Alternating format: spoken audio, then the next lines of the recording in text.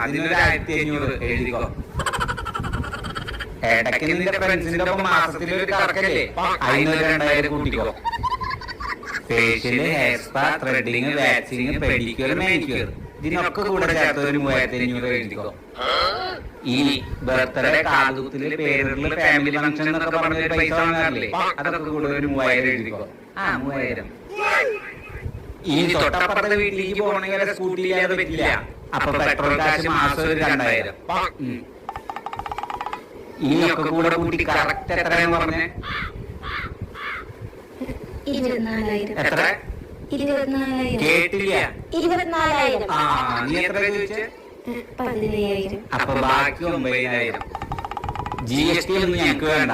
എപ്പ തരും? ഒക്കെ കൂടെ കൂട്ടി നോക്ക്, കറക്റ്റ് അല്ലേ ഇത്?